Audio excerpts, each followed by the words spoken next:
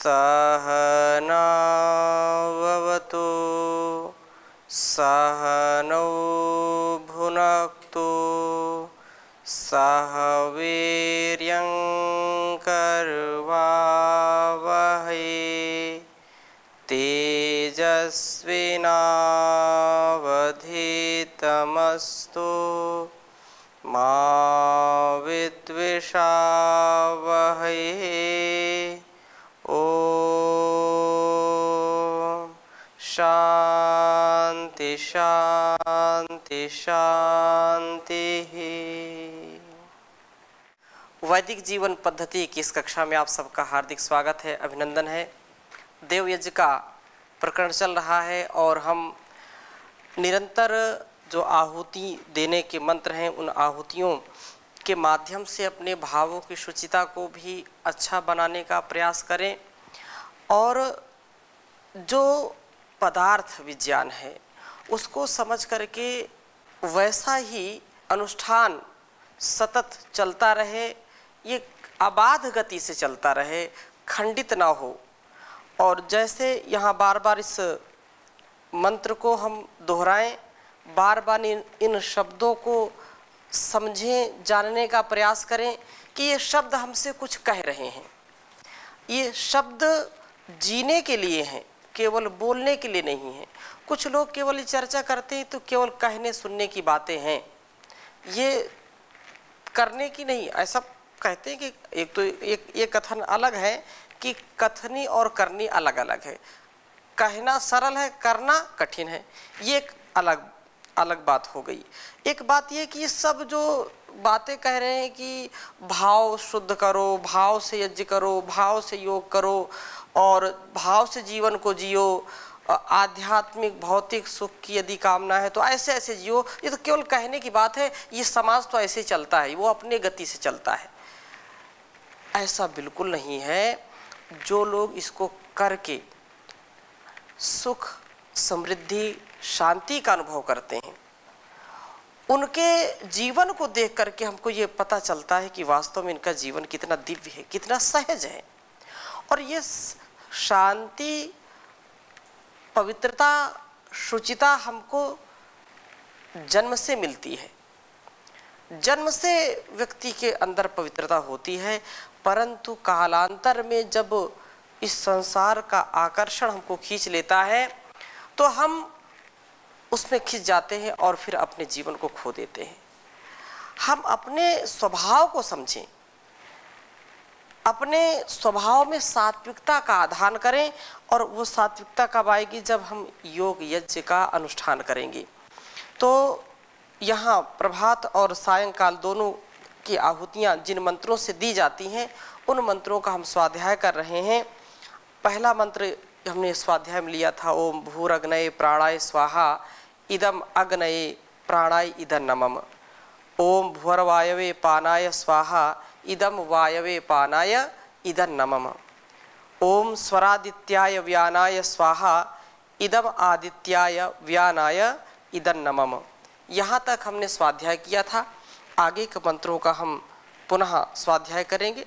अगला जो मंत्र है, इस मंत्र में भी उसी प्रकार की प्रार्थना की है। ओम भूर्भुवः स्वरग्नि वायवादित्येभ्यः प्राण आपान व्यानेभ्यः स्वाहा इदम अग्नि वायवादित्येभ्यः प्राण आपान व्यानेभ्यः इदं नमः। उन्हीं मंत्रों का समावेश इस मंत्र में कर दिया और यह बात कही कि जो परमपिता परमेश्वर है वह भूर्भुवा, इसकी कई बार चर्चा हो चुकी है, जो सबसे पवित्र है, प्राण से प्रिय है, सर्वरक्षक है, सर्व सुखदाता है, वह निश्चित रूप से हमको आत्मिक और शारीरिक सामाजिक बल को देने वाला है।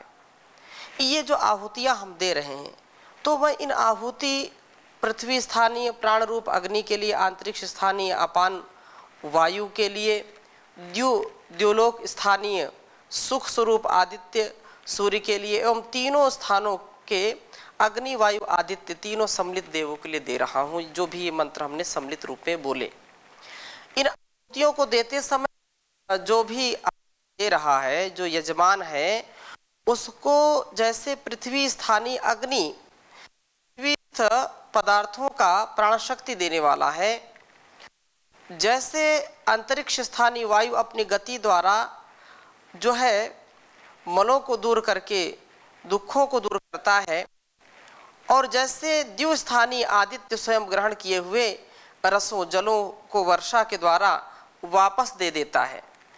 जितना जल लेता है उससे कहीं अधिक देता है। संसार को वह बढ़ाता है, सुख की समृद्धि करता है। यदि वर्षा ना हो तो धरती प्यास से तड़पने लगी, अर्थात जब धरती पर आर्द्रता नहीं होती है तो सूखा सूखा चारों ओर धूल ही धूल उड़ेगी और फसल भी नहीं होगी। जैसे पृथ्वी को तृप्त करती है ये वर्षा, और वर्षा कब होगी? जब हम यज्ञ करेंगे। ज्ञान यज्ञ से हमारे द्वारा भी जो ग्रहण किया जाता है उससे भी हमारे अंदर का भाव जागृत होता है, हमारे अंदर भी करुणा का भाव जागृत होता है, सहनशीलता का भाव जागृत होता है। हम इस करुणा को जब आत्मसात करते हैं तो संसार के सभी प्राणियों के प्रति बड़ा स्नेह आ जाता है। वह व्यक्ति बड़ा क्रूर कहलाता है जो व्यक्ति करुणाहीन है, जिसके अंदर करुणा नहीं है, जिसके आंखों में आंसू नहीं है, वह व्यक्ति कठोर हृदय कहलाता है। तो जो जानवान होगा, लोग तो बोल देते हैं सन्यासियों को क्या है, तो इन जिनके जो है कोई संतान नहीं वो दूसरे संतानों को क्या जाने, उसका दर्द क्या जाने। लेकिन जितनी करुणा सन्यासियों में होती है, मैं सबकी बात नहीं करता हूँ, बहुत ऐसे भी हो सकते हैं कि सन्यास के नाम पर वो कलंक ही है, लेकिन जो यथार्थ ज्ञान को धारण करता है सन्यासी, जो व्यक्ति, सन्यास कोई वस्त्रों से नहीं आता है, एक प्रतीक है, उसके हृदय का जो भाव है वो संन्यस्त होना चाहिए। तो जब ज्ञान का आधार होगा, ज्ञान अग्नि में हम आहुति देंगे, अर्थात जैसा हमने जान लिया है वैसा अपने कर्म को करेंगे, तो उसका हृदय इतना करुणा से, प्रेम से, सौहार्द से परिपूर्ण होता है कि दुखों के समय वो करुणा से ओतप्रोत होता है, दीन दुखियों की रक्षा के लिए अपना जीवन समर्पित कर देता है, राष्ट्र और समाज के लिए उसका जीवन न्यौछावर हो जाता है। जैसे समाज ने उसको बड़ा किया है, समाज ने उसको तैयार किया है, इसलिए समाज के लिए सारा जीवन वो दे देता है। जो यहाँ पर उदाहरण दे रहे हैं कि जैसे वह अंतरिक्ष स्थानीय वायु के लिए और जो द्युलोक है उसका स्थानीय, और जो निश्चित रूप से ये जो भी चर्चा है, चाहे पृथ्वी लोक की हो, अंतरिक्ष लोक की हो, चाहे द्युलोक की हो, वो एक प्रतीक है और वो हमारे अंदर घटित होना चाहिए। जैसे ये हम सबको अस्तित्व में रखते हैं, इनके बिना हमारा जीवन चल नहीं सकता है, इनसे ही हमको जीवन मिला है, लेकिन ये सतत हमको देते रहते हैं, वैसे समाज रूपी जो घटक है, समाज का जो एक दायरा है या समाज की जो व्यवस्था है, उस व्यवस्था से हमको ये जीवन मिला है, तो हम भी उसके लिए जीना सीखें। तो जैसे ये जल वर्षा से पृथ्वी तृप्त हो जाती है, वैसे ही हमारा स्वभाव दूसरों को तृप्त करने वाला हो। हम ऐसे ना बने, कठोर हृदय ना बने, अहंकारी ना बने, छल कपट करने वाले ना बने, बल्कि बहुत ही सहज, सरल, सादगी से परिपूर्ण बने। हमारी जो मानसिक और शारीरिक स्थिति हो वो सात्विकता से परिपूर्ण हो। यही ये मंत्र हमको संदेश दे रहे हैं। जैसे स्थावर जंगम जगत का उपकार यह सारी शक्तियां मिलकर के करती हैं, चाहे वर्षा स्थावर को भी और जंगम को भी, दोनों को ही तृप्त करती है। यदि आप सड़क पर जा रहे हैं और वर्षा नहीं हो रही है तो खेत भी सूखेंगे, आप सड़क पर भी नहीं जा सकते, क्यों? इतना धूप, इतनी गर्मी होती है तो लोग चलना भी पसंद नहीं करते। वही जब शीतल हवा बहती है, वर्षा होती है, भूमि जो है जो बहुत गर्मी से त्रस्त रहती है वो तृप्त हो जाती है। तो हमारा प्रत्येक व्यवहार तृप्त करने वाला हो, जैसे जंगम जगत या स्थावर जगत का उपकार ये पूरा संपूर्ण अस्तित्व कर रहा है, उसी प्रकार से मैं भी क्रमशः उन्नत होते हुए अग्नि के समान लोक में प्राणवत प्रिय बनूं। कितनी सुंदर प्रार्थना है, हम इसको सहजता से ग्रहण करें कि यह भूरग्नये प्राणाय, और उसी को भूर्भुवः स्वरग्नि वायवादित्येभ्यः प्राणापान व्यानेभ्यः। तो जैसे ये सारा स्थावर और जंगम तृप्त होता है, वैसे ही मेरा अस्तित्व सबको तृप्त करने वाला बने, मैं उन्नत अग्नि सबको प्रकाश देने वाला बनूं, सबके अंदर ऊर्जा का आधान करने वाला बनूं, और जो जिसके अंदर शक्ति है, जिसके अंदर प्रकाश है, जिसके अंदर ऊर्जा है, वही दूसरों को ऊर्जा दे सकता है।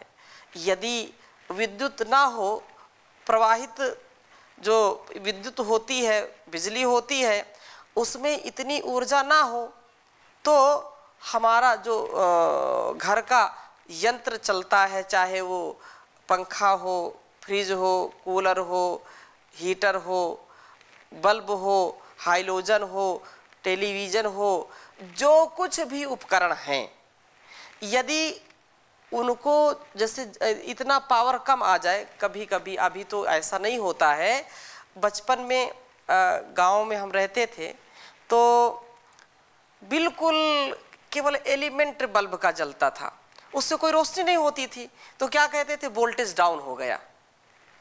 अब कुछ चीजें बंद कर दो तो उसका प्रकाश बढ़ जाता था। टीवी चलती थी, महाभारत रामायण थे, तो चलते चलते चलते चलते स्क्रीन बिल्कुल छोटी हो जाती थी, बीच में आ जाती थी, क्या, वोल्टेज कम हो गया, तो स्टेबलाइजर रखते थे, क्या बढ़ाते थे। तो क्या है, ऊर्जा की कमी से, जब ऊर्जा की कमी होगी तो वो सामर्थ्यहीन होकर के दूसरे को सामर्थ्य नहीं दे सकता। पंखे में बिल्कुल वोल्टेज कम हो गया तो पंखा भी धीरे धीरे घूमेगा, हवा ही नहीं आएगी, तो फिर क्या हम बोलते हैं कि वोल्टेज कम हो गया। ऐसे ही जो वोल्टेज वाला होगा, जिसके अंदर ऊर्जा होगी, वही दूसरों को ऊर्जा देगा। ये बिल्कुल स्वाभाविक है। हम ऊर्जा देने वाले बने, ऊर्जा लेने वाले तो बने, ऊर्जा वाला परमात्मा है सबसे बड़ा, लेकिन मेरे अंदर मैं किसी को ऊर्जा खींचने वाला ना बनूं कि तो खून चूस लिया इसने तो जीना हराम कर दिया। तो हम ऊर्जा के स्रोत बने, इतना अपने सामर्थ्य को बढ़ाएं कि हमारे सन्निधि में आने से, हमारे संपर्क में आने से, यदि व्यक्ति मरा सा है तो भी उसके अंदर ऊर्जा का संचार हो जाए। परम पूज्य स्वामी जी महाराज ऊर्जा के स्रोत हैं, और वो जहाँ रहते हैं ऊर्जा भरपूर देते रहते हैं।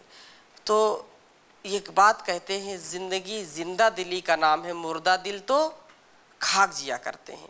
उसका तात्पर्य यही है कि चाहे कैसी भी परिस्थिति में रहें, हम दूसरों को हताश निराश करने वाले न बने, दूसरों को उत्साह में रखने वाले बने।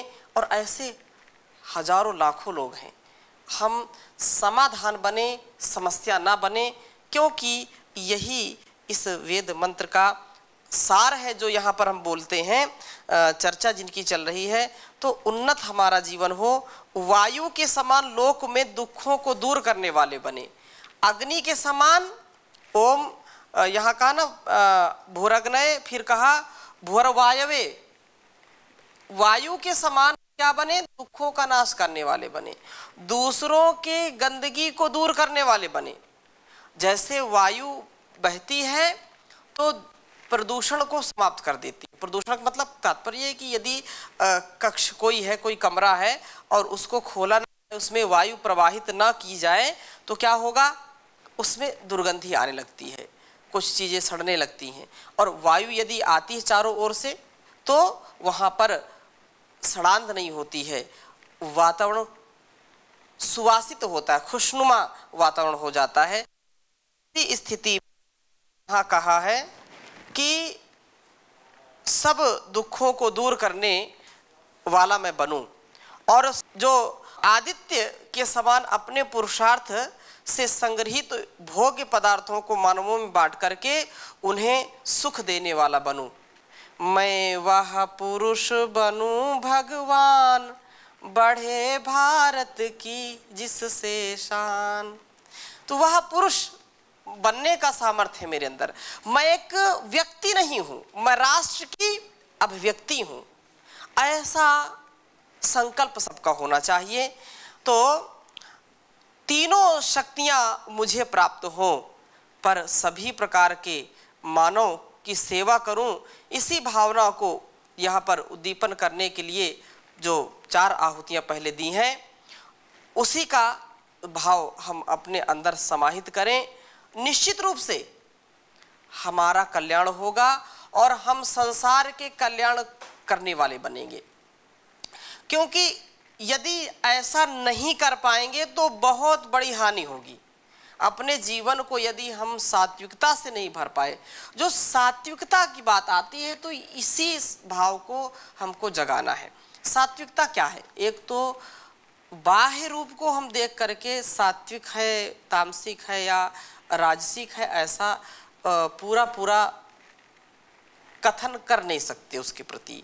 सतोगुण, रजोगुण और तमोगुण की जो बात आई है तो सतोगुण में क्या है? जब व्यक्ति को अच्छे कार्यों में रुचि हो, यज्ञ करने में उसको रुचि हो, योग करने में उसको रुचि हो, स्वाध्याय करने में, ईश्वर की भक्ति करने में, ध्यान करने में उसको रुचि आए तो वो सात्विकता की स्थिति होगी। और जो आध्यात्मिक कार्य वो सात्विकता में ही हो पाएंगे, अंदर का जो प्रवाह है। और जो राजसिक स्थिति है वहाँ पर चंचलता की स्थिति होती है, वहाँ पर जो है तनाव होता है, बहुत ही विषम परिस्थितियाँ होती हैं। इसलिए चंचलता से, तनाव से, क्रोध से, भय से, शोक से हम बचें। और एक ऐसी स्थिति है कुछ पता नहीं चलता, वो और खतरनाक स्थिति है कि बिल्कुल निष्क्रिय होना, कुछ भी ठीक है, सब आलस में पड़े रहना, प्रमाद में पड़े रहना, कुछ विचारशीलता ना आना, कुछ क्रियाशीलता ना होना, वो और भयावह स्थिति है। उन सब स्थितियों को हम दूर दूर तक उनको बिल्कुल कभी भी प्रश्रय ना दें, अपने जीवन को अच्छा बनाएं। क्योंकि यज्ञ का भाव यही है। यज्ञ किस लिए करें? यज्ञ के संदर्भ में बहुत सुंदर बात यजुर्वेद के 2 अध्याय के 23वें मंत्र में ये बात कही कि यज्ञ किस लिए करें।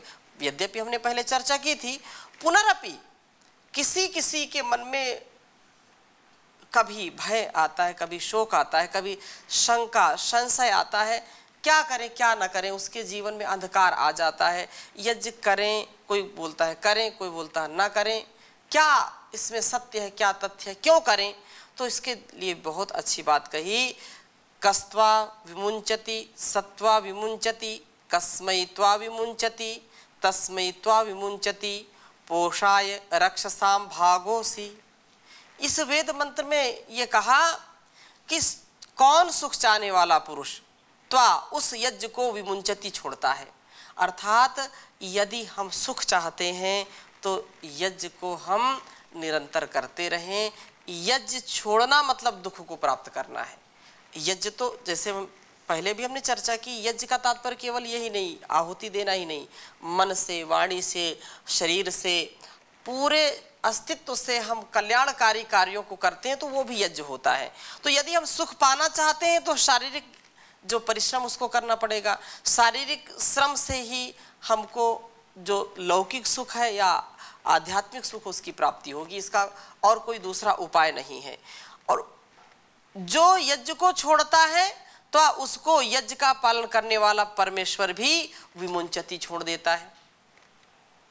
अर्थात शुभ कर्मों को पकड़ करके यदि हम अपने जीवन को चलाएंगे तो शुभ कर्म भी हमको पकड़ लेंगे।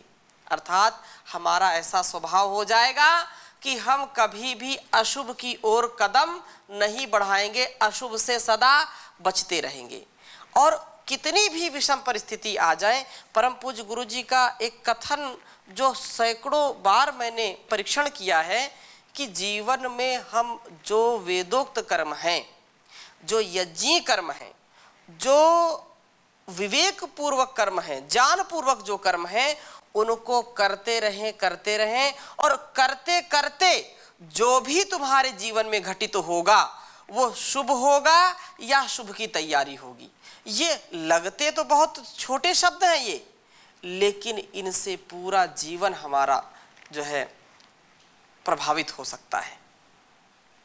जीवन में जो कुछ भी हो रहा है वो शुभ हो रहा है या शुभ की तैयारी हो रही है।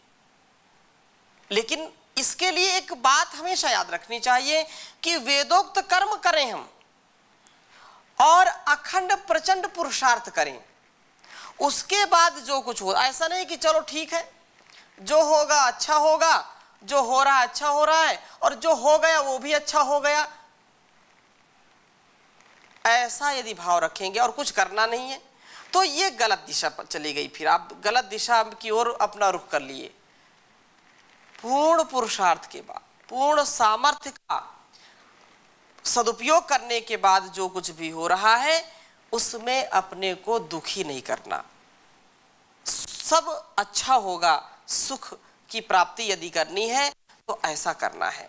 और अगली बात क्या कही कि किस प्रयोजन के लिए अग्नि में यज्ञीय पदार्थों की आहुति देता है, तो तस्मै पोषाय त्वाविमुंचति, जिससे सब जो यज्ञ करता है तो जिससे सब सुखों की प्राप्ति और पुष्टि होवे, इसके लिए पदार्थों की आहुति देता है। हम घृत की आहुति देते हैं, अनेक प्रकार के मिष्ट पदार्थ, रोगनाशक पदार्थ, सुगंधि से युक्त पदार्थ, अनेक पदार्थों को हम अग्नि में आहुत करते हैं।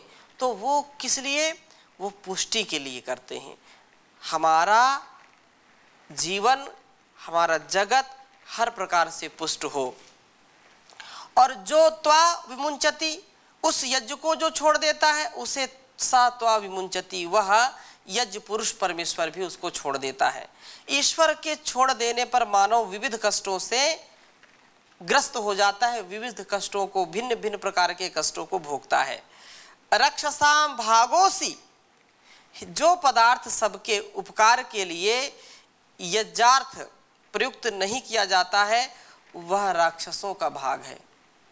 अर्थात जो कुछ भी हम भोगते हैं उसको यदि दैवी संपत्ति से युक्त होकर के नहीं भोगते हैं, यदि त्याग की भावना से नहीं भोगते हैं, यदि अपने जीवन को यज्ञीय भावना में चला करके उन पदार्थों का सदुपयोग नहीं करते हैं, तो हमारा जीवन राक्षसी हो जाता है, हम असुर प्रवृत्ति वाले हो जाते हैं।